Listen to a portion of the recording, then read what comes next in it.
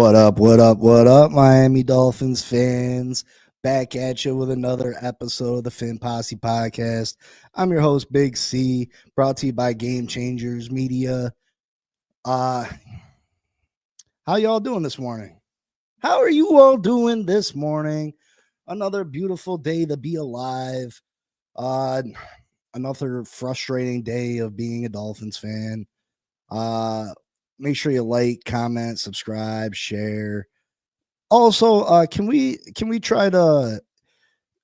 I broadcast this to both the Fin Posse podcast page and the Game Changers page, but in reality, that's kind of hurting me because it's splitting views, which is affecting the algorithm.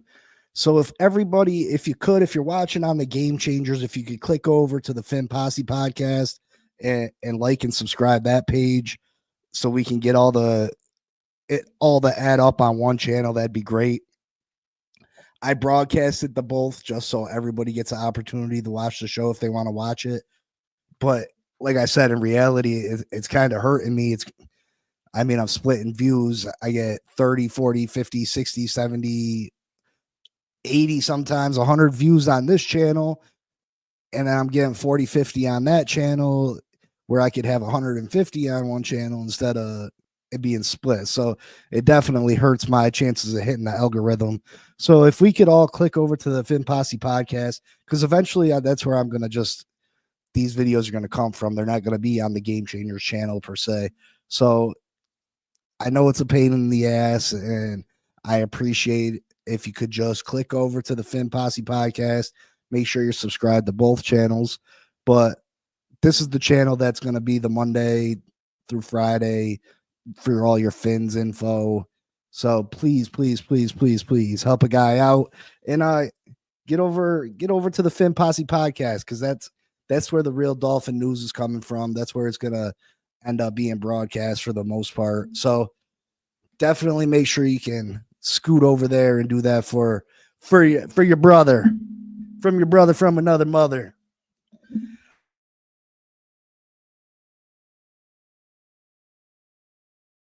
So really excited. This doesn't really do anything for me.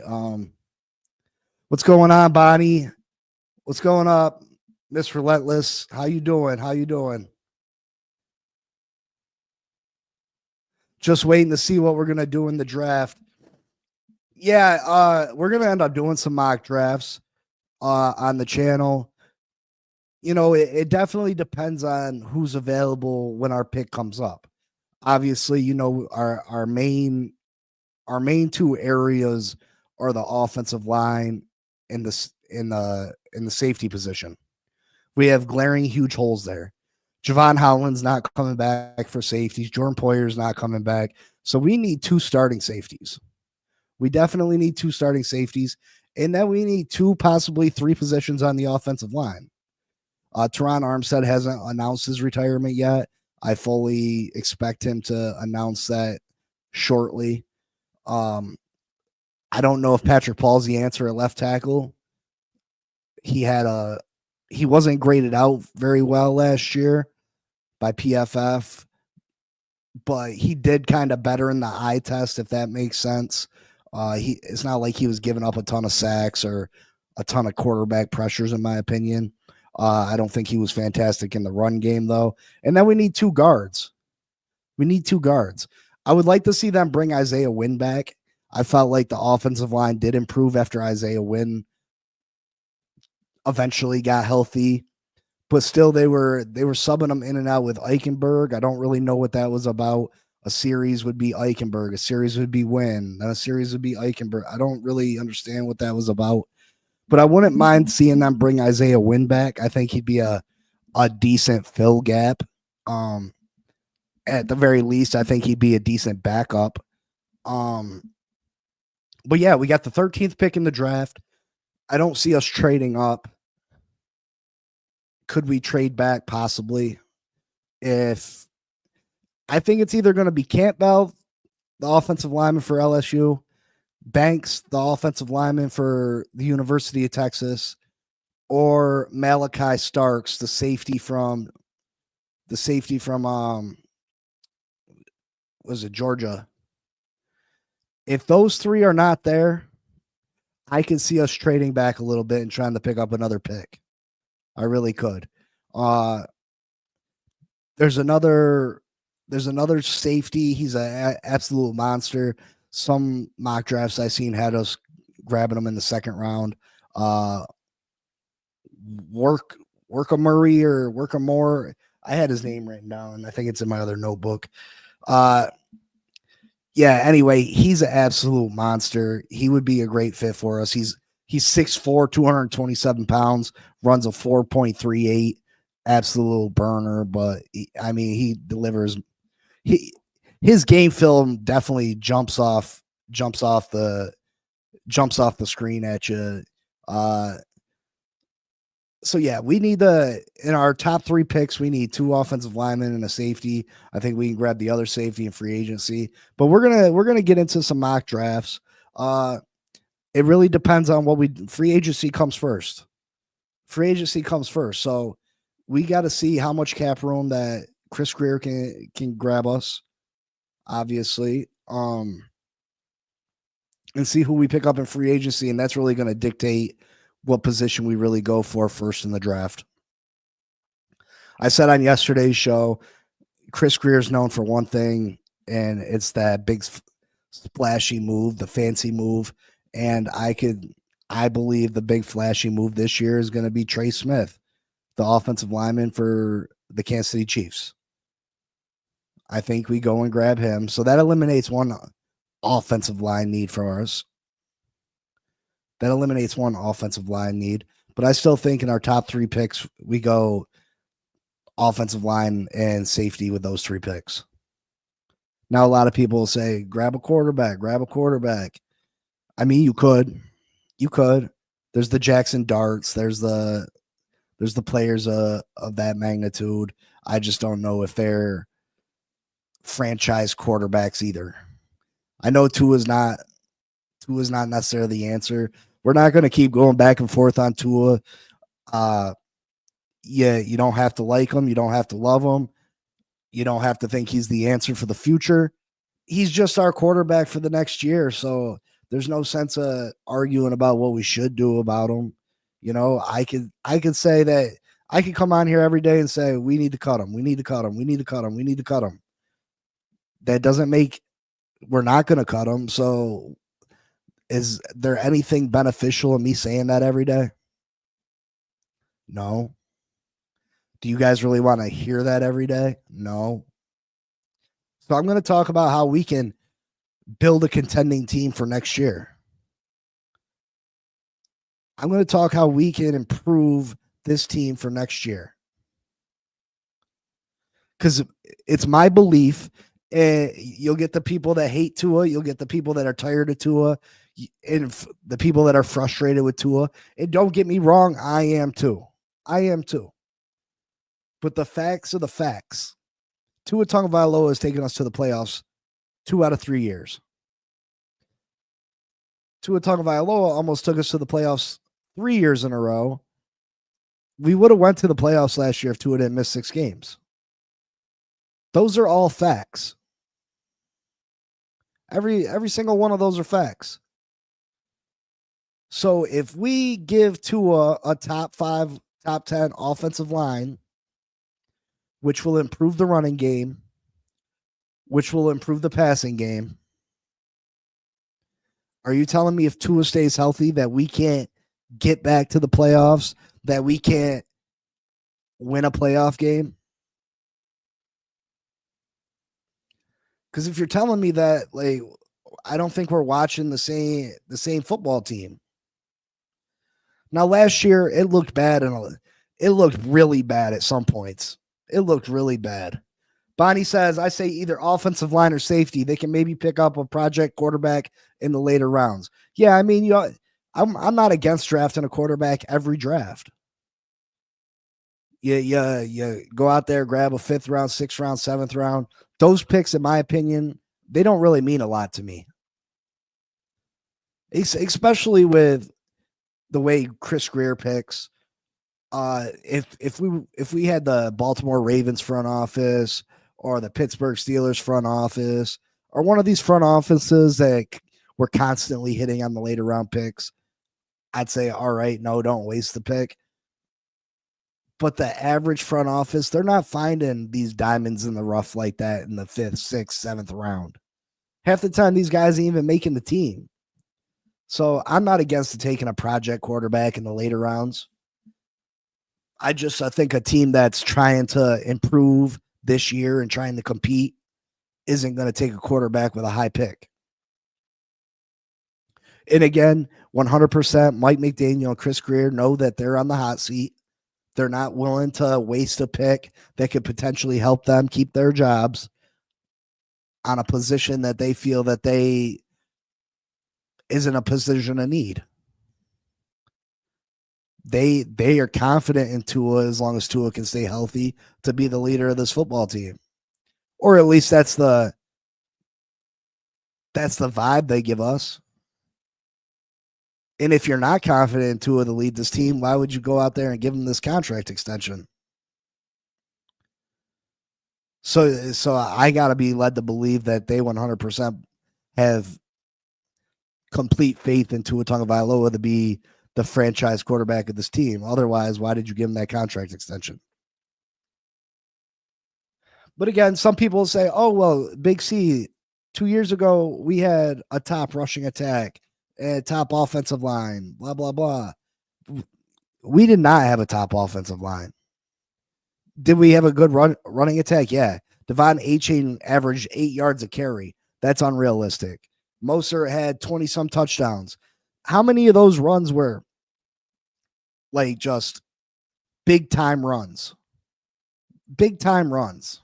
Just a great job by the running back to find a lane and take it to the house. Not to mention Robert Hunt missed a bunch of games that year. Armstead missed a bunch of games that year. Isaiah Wynn missed a bunch of games that year. So, I mean, we had a lot of injuries on that offensive line. And people say, oh, Tua can't win in December. Tua can't win in cold weather. That meltdown we had, not last year, not the year that just passed, but the year before that, where we had 4 or 5 game lead on Buffalo, that wasn't really a Tua thing. Does Tua got to take some responsibility for it? Absolutely. Absolutely. But people forget how injured we were going into that last month of the season. People forget how injured we were. We had no pass rush. Bradley Chubb out for the year. Jalen Phillips out for the year. Van Ginkel out for the year. We had no pass rush. Xavier Howard had a hurt foot. He was out. Javon Howland, 2 bad knees. He was out. He was in and out, but had 2 bad knees. Wasn't playing up to the level that we expect from him. Armstead, in and out. Isaiah Wynn, in and out. Robert Hunt, in and out. Tyreek Hill had gotten that horse collar tackle against Tennessee. He wasn't the same after that. Tyreek wasn't the same after that horse collar tackle last year. He didn't have the same explosion in his game. So look at all those injuries we had last year. That's why we shit the bed in December. That's why we lost that big lead that we had on the Buffalo Bills. That's why the Buffalo Bills were able to come back, win that division, and we got stuck traveling the frigid Kansas City to take on the Super Bowl champs. And yeah, we got knocked off the playoffs by the defending future Super Bowl champs, just like everybody else did, except we had to go to Kansas City when it was minus 10 degrees. So don't tell me that if we can stay healthy and they make improvements that we can't win a playoff game. But it all falls back to Tua staying healthy. It all falls back to that. But anyway, yeah, we hired a special teams coordinator, Craig Ackerman. I'm not happy about this, folks. This doesn't do nothing for me. Is it an improvement over our last guy? I mean, I guess because he was absolutely horrible. He ranked in the 30th or worst in most categories. So I guess it's an upgrade. I really like to see them bring Rizzy back. Rizzy's a hell of a defensive coordinator. He's got a fire about him. I would have really liked to see us bring Rizzy back. But Ackerman, he's with the Tennessee Titans last. He was out of football last year. He got fired his final year in Tennessee. Most of his averages are middle of the pack. I think he had a special teams ranking of his high ranking was like 14th. His low ranking was like 23rd in 4 or 5 years in Tennessee. Like I said, is he an improvement? Yeah, probably. But is he someone that I'm excited about and I think he's going to do big things for our special teams unit? Not really. Not really. Hey, can you blame it? That's one thing that we got to worry about. That's one thing that we got to worry about is that people around the league know the position the Miami Dolphins are in.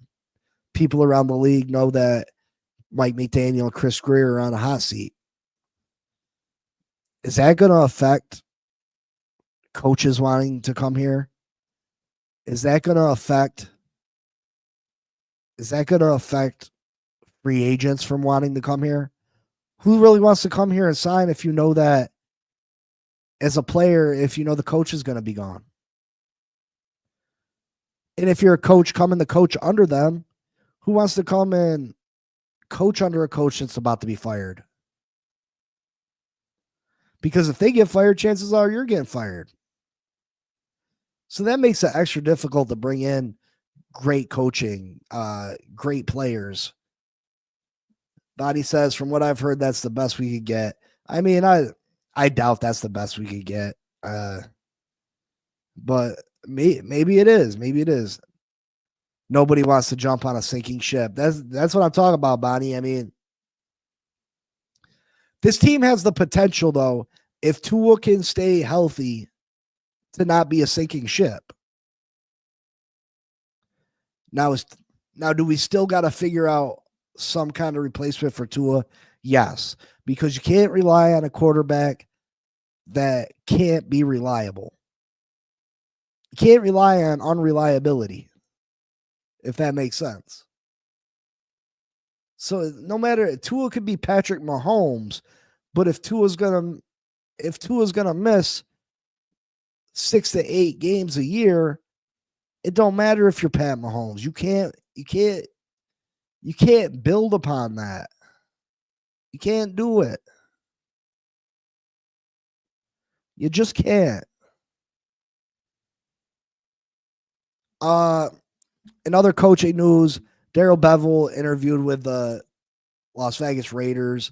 I mean, we said this was going to happen. He's got a long history with Pete Carroll in Seattle. He was the offensive coordinator there. They won a Super Bowl together. There's a good chance that Darrell Bevell ends up taking that offensive coordinator job for the Las Vegas Raiders. I really think that Mike McDaniel should promote him in-house to our offensive coordinator, take some of that play calling duties away from himself so he can address other areas of the team and not just be blinded by everything else that happens with this franchise because he's got to come up with a game plan on a weekly basis. And to be honest, it's got to be taken away from his play calling too, because you still do got other responsibilities. Offensive coordinators get to make up offensive game plans. That's their job. Mike McDaniel's a first-time head coach. You're giving yourself all these extra responsibilities. You're doing 2 jobs. You're first time as a head coach, and you're giving yourself 2 jobs. You got to run the day-to-day business for the team as the head coach. Yet you got to focus on next week's opponent and coming up with a game plan to put our team in a position to win. I just feel like that's too much for any coach. And I think if you promote Darrell Bevell to offensive coordinator, that doesn't mean you can't have your say in the offense. That doesn't mean you can't have your say. That doesn't mean you can't run your offense still. It's just you're giving up some of that control, some of that trust to Darrell Bevell. And this guy's he's a proven commodity. He's a Super Bowl winner. He works firsthand with Tua. He knows Tua's abilities better than anybody on the team. He literally works with Tua hand in hand on a daily basis. He knows what Tua can do, what Tua can't do, what Tua likes, what Tua don't like. I really think instead of losing this guy, you promote him and take a little stress off Mike McDaniel's head. So maybe he can be better in other areas. I really think that'd be useful for us. I really do.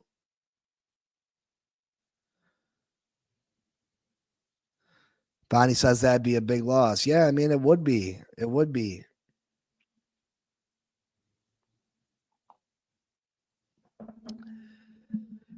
And then we should be hearing about Anthony Weaver today, maybe tomorrow. I know that they have flew up and met with the offensive coordinator for the Philadelphia Eagles. Man, his name's slipping me now. What the hell's his name? Oh, he was a quarterback in college. Man, I can't believe I can't remember his name.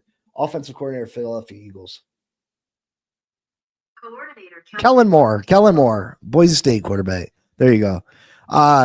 So it's coming down to Kellen Moore and Anthony Weaver for the head coach of the New Orleans Saints.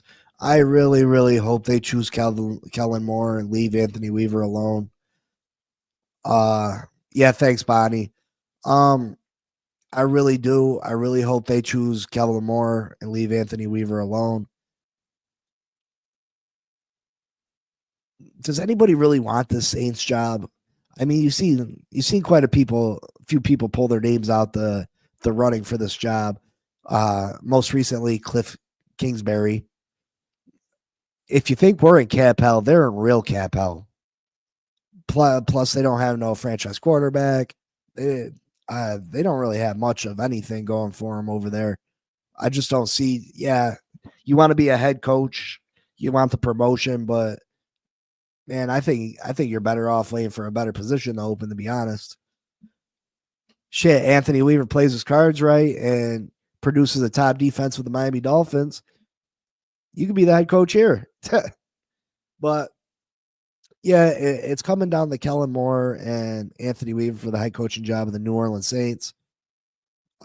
We shall see. They might be the only team in worse shape than us. I mean, there's a couple teams that are in pretty bad. Cleveland Browns are in pretty bad shape. I'd still rather be us than the Cleveland Browns. The New Orleans Saints. Yeah, I mean, there's the New York Giants. I think the New York Giants are in pretty bad shape. The New York Giants, you can't. They're still employing people that traded away Saquon Barkley, or Saquon Barkley walk out the door for nothing. So I don't know how you trust them to build your team. I just don't know how you trust people that let Saquon Barkley walk out the door to build your team up. I would have fired them immediately. I would have fired the coaching staff. I would have fired the general manager. I would have fired everybody. I made a YouTube short at the beginning of the season saying that they needed to fire everybody immediately, and that was the first game of the season when Saquon went off for 2-3 touchdowns and 200 yards. I said John Mara needs to fire everybody immediately. And man, was I right. Was I right? But yeah, hopefully Anthony Weaver can stay. Hopefully we can have some continuity on this defense for the first time in the last bunch of years. I mean, this would be the fourth defensive coordinator we've had under Mike McDaniel. It started off with Boyer. Mike McDaniel didn't really want to keep Boyer, but he was kind of pressed upon him. He was left over from the Brian Flores. That ended up not working out. We go throw a boatload of money on to Vic Fangio, who Vic Fangio didn't really want to be here. He really wanted to be in Philly, but they didn't have an opening at the time. Him and Mike McDaniel didn't really get along. Vic Fangio is an old school coach where Mike McDaniel is a player's coach, and they had a different view on philosophies, and Vic Fangio wasn't happy. So as soon as Vic Fangio got the chance, he flew right out the door back to Philly. Now he finds himself in the Super Bowl, and you look where we're at. And then Anthony Weaver. Anthony Weaver came from the he came from the Baltimore Ravens. We knew that he was going to eventually be a hot commodity for head coaching positions. He did a pretty good job with us last year, considering we still didn't have a pass rush for most of the season. Chop Robinson ended up coming on a little bit later in the season, probably the last 6 weeks. He really showed improvement. But for a lot of the season, we didn't have a pass rush. We didn't have much of a pass rush. Besides Calais Campbell and Zach Sealer, pressure from up the middle, we didn't have that person on the outside to put pressure on the quarterback. Now, Akbar did a decent job, but, I mean, what are we talking about? 4, 5, 6 sacks a season? You need to do better. You need better production from your outside linebackers, your defensive ends, putting pressure on the quarterback to have a successful defense. Look at the TJ Watts of the world, the Myles Garretts of the world, the Micah Parsons of the world. These guys that, the Trey Hendricksons of the world. Guys going out there getting you 12, 13, 14, 15 sacks a year. That's a big boost to your defense. And we haven't had that. Hopefully we have a pass rush this year. Hopefully Jalen Phillips comes back and he can stay healthy. Hopefully we renegotiate the contract of Bradley Chubb. He's back. Hopefully Chop Robinson can continue to build on this rookie season, and he comes back bigger, better, and stronger. And hopefully we finally have a pass rush, something we've lacked for the last year and a half.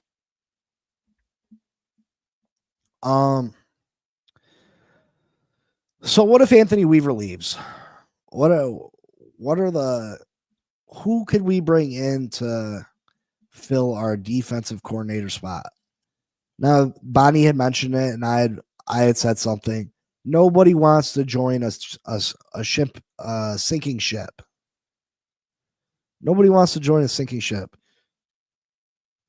Again, folks, if you're on the Game Changers channel, can you please click over to the Finn Posse podcast channel, like, share, and comment on that channel.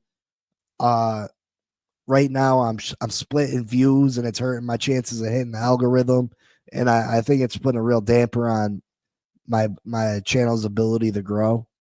So if you could help me out and click over to the Finn Posse podcast channel and subscribe that channel, that'd be greatly appreciated.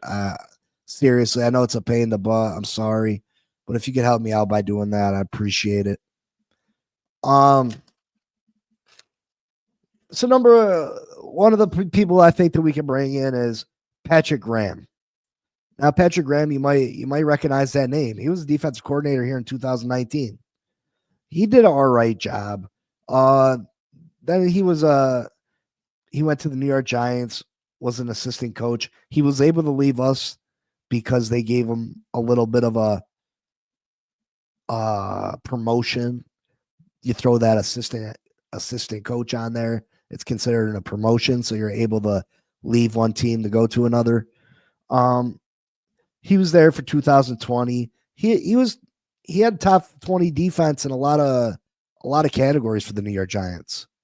After that, he went to the Raiders from 22 to this year. He dealt with a lot of injuries this year, but still had the Raiders up in a lot of key categories on the defensive side of the ball. He had a lot of interest from the Colts and the Bengals to become their defensive coordinator. So, I mean, he could be an option. Another option is Wink Martindale. He has connections to Weaver. He has connections to the Baltimore Ravens.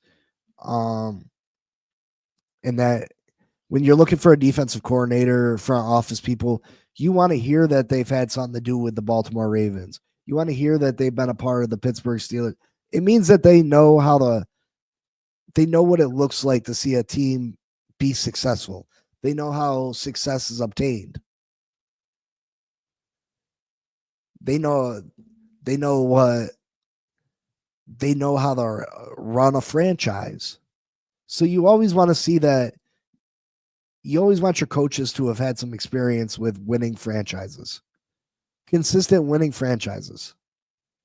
Wink Martindale, yeah, like I said, he has connections to Weaver, so it shouldn't be that big of a transition if he were to step in as the defensive coordinator, because I'm sure they share a lot of the same philosophies. He's been a coach for a long time. He's with the Broncos, the Ravens from 2018 to 2021. He won a Super Bowl with the Ravens. Was with the Giants from 22 to 23. Not a whole lot of success over there. But the Giants did have a good defense this year. The Giants did have a pretty good defense this year. That's the only thing that kept Giants in a lot of games this year. So Wink Martindale has he's got a lot of experience. He's been successful, been a Super Bowl winner in this league. I think that he could be a real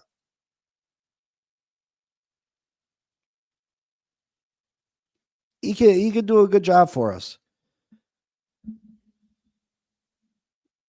Miss Relentless, how you doing today? How you doing?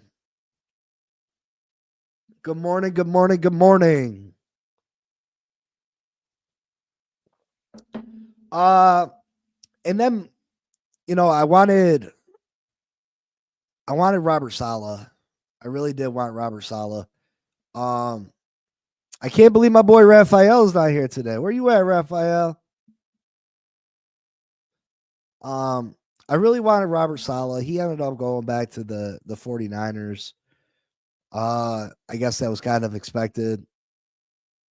But if I really had my wish list of who I'd like to see become defensive coordinator if Anthony Weaver leaves, I got to go with Jim Schwartz. Jim Schwartz, he's the defensive coordinator for the Cleveland Browns right now. This guy has been absolutely wonderful in a lot of the positions that he's had. He's been with the Titans, the Bills, the Eagles, the Browns. He's a Super Bowl winning defensive coordinator.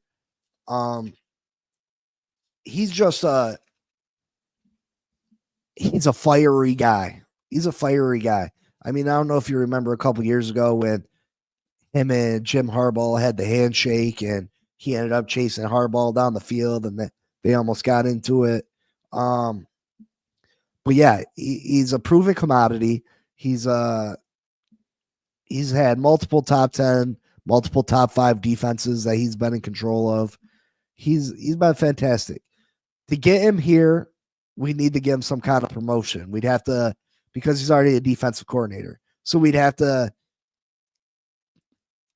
add assistant coach to his job title, which that's not a big deal. Why would Jim Schwartz want to come join the Miami Dolphins when it's clear that Mike McDaniel and Chris Grier are on the hot seat? Well, one, Stephen Ross will throw a shit ton of money at you, just like he did Vic Fangio. He'll throw a ton of money at you. And two, Stephen Ross called this guy up and be like, hey, listen, we want you to become the head coach, or we want you to come in. I'm going to give you a big fat check. And if things don't work out this year and you do a good job, maybe you could be the head coach of the Miami Dolphins moving forward.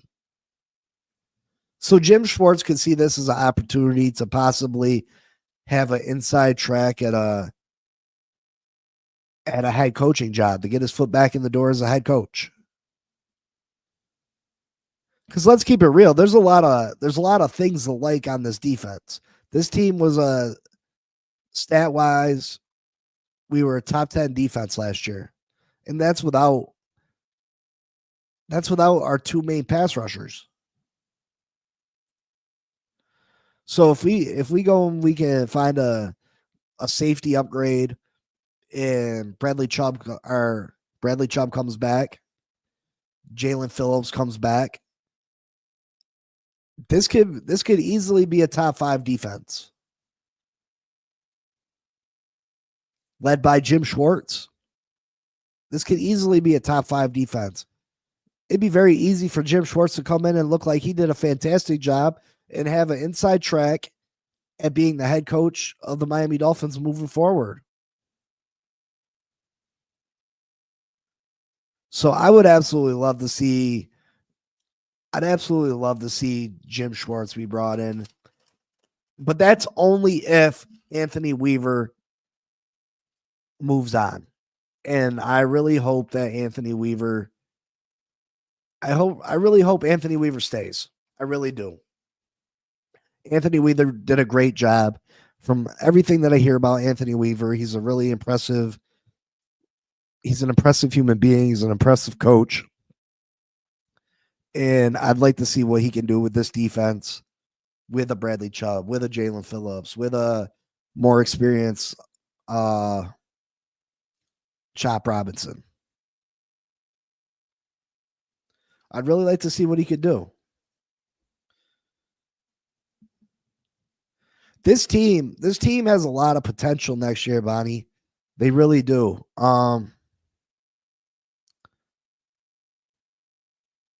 This team could be the best team that the Miami Dolphins. This could be the best version of the Miami Dolphins that Mike McDaniel's ever had here. For the simple fact that they're on the hot seat.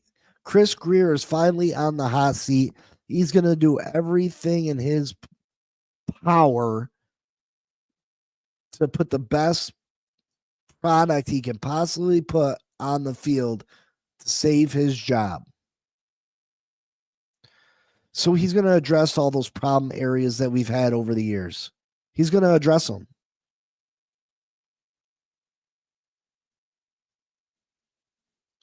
He's going to address them. We just got to hope these we got to hope these free agents want to come and join the Miami Dolphins. We got to hope that they want to take the risk and come join the Miami Dolphins. Now, we have a couple things in our favor.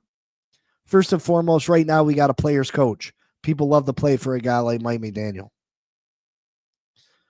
Number 2, it's Miami. It's beautiful. It's beautiful.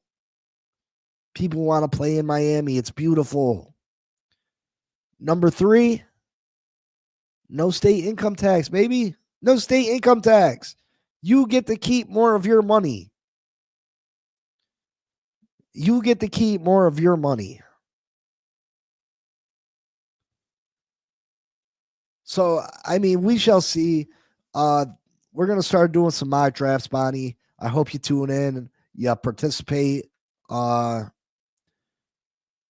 but it comes down to what we got in free agency, who we end up picking up in free agency, how much cap room Chris Greer can pick up.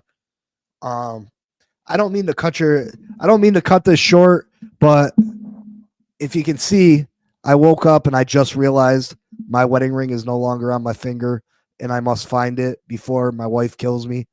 So I just noticed. I've been up for like 3 hours and just noticed. Look at that. Yeah, she's gonna kill me if I don't find it. But yeah, I appreciate you all. Thank you so much. I'm gonna continue to deliver content. I listen, I appreciate the support from everybody. Please, please, please make sure you're a part of the Finn Posse podcast channel though. And thank you for supporting the channel. I'm not a professional at this. I'm probably not as good as some of the other guys, but I'll always keep it official with everybody. I'll never lie to you, and I'll do my best to give you my take on things. I'm a lifelong Dolphins fan. I love this team, and I just want to see it succeed. So I appreciate everybody. Make sure you like, comment, subscribe, share. I'll be back tomorrow, 10 a.m. We'll see you then. Until then, fins up. Thank you. Peace.